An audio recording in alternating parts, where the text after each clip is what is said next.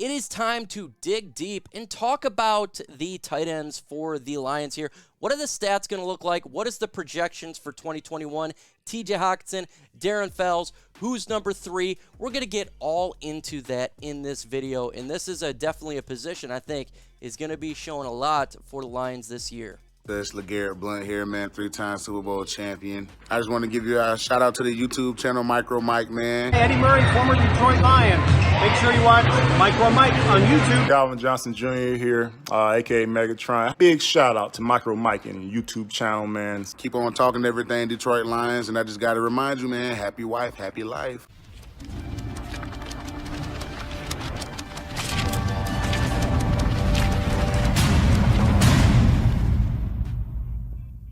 What is going on, YouTube, and welcome to Detroit Lions Talk with MicroMike.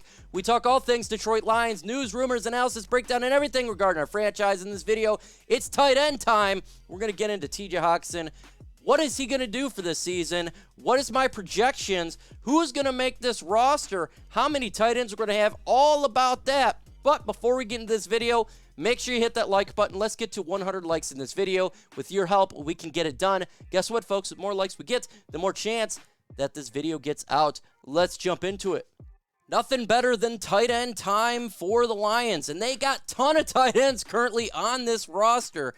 We're looking like the Chicago Bears of past, having 50 tight ends here, but that's okay because we're going to talk about who potentially is going to be here for this team.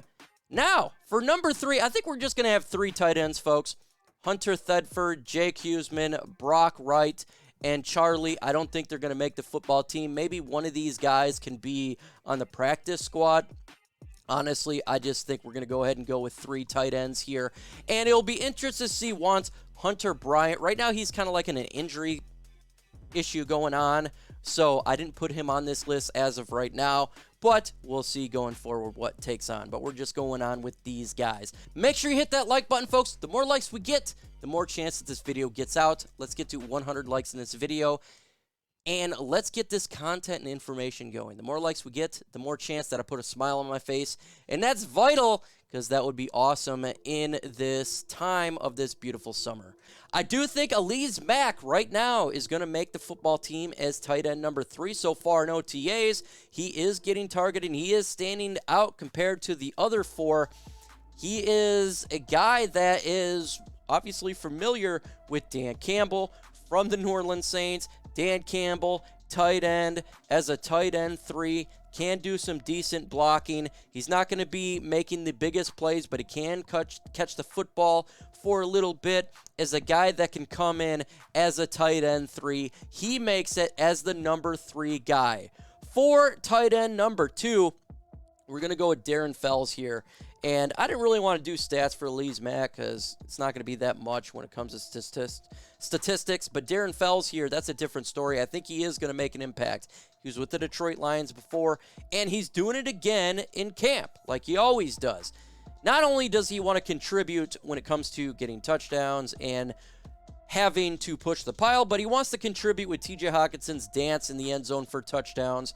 That's awesome. He's a good veteran tight end, a very good piece. I love the pickup, too, after the after the tight end retired for the Detroit Lions. Bringing Darren Fells, what a decent number 2, in my opinion. I think he's going to get some touchdowns. I'll say 4 touchdowns this year. Yes, 4. Darren Fells can break out, and he will get targeted.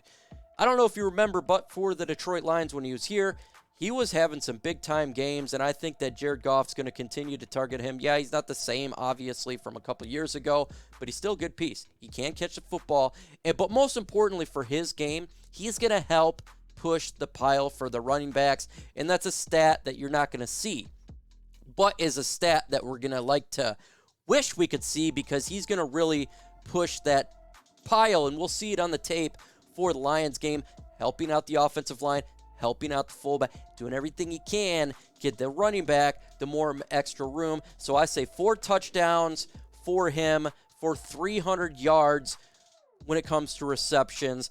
Look for him to be a red zone target for the Lions and a great compliment to TJ Hockenson. I like so far 1, 2, and 3 for the Lions. I love Elise Mack as a number 3. I really like Darren Fells as the number 2, but we're going to get into T.J. Hockenson, and this video is predominantly about him. Let's not lie here, folks. Let's talk about T.J. Hockenson. This guy is going to be probably the biggest breakout player on this whole football team for the Detroit Lions. Not only did we lose all these wide receivers, Kenny Galladay, Marvin Jones Jr., Danny Amendola, we didn't bring in the best number 1 type of wide receiver out there. So what does that mean? It means it's time to rely on a guy who can make separations, who got good hands, and who can get touchdowns. None other than the guy we drafted 3 years ago than T.J. Hockenson. And it takes about 3 years for a tight end to really make their mark. Now this is year 3. Perfect timing. There's less targets to go to. There is a big body right there, right in his prime. Comment on the video. Will T.J. Hockenson get 1,000 yards receptions? Let me know in the comment section. I'm curious what you guys think. I think he does surpass 1,000 yards. I think he's going to be the main guy for the Lions, but I want to know what you guys think. Comment Y for yes and for no for over 1,000 yards or over. That is perfect when it comes to getting his numbers up. That is perfect for a position for him to be in right now. He made the Pro Bowl last year and the pandemic year, and he's going to make the Pro Bowl again this year, but this time you'll actually see him on the field. I expect him to be the most targeted player by Jared Goff in the passing game. I expect Jared Goff to continue to throw the football TJ's way non-freaking stop. And that spells great news for both Jared Goff and TJ Hockenson. I give TJ Hockenson 9 touchdowns this year.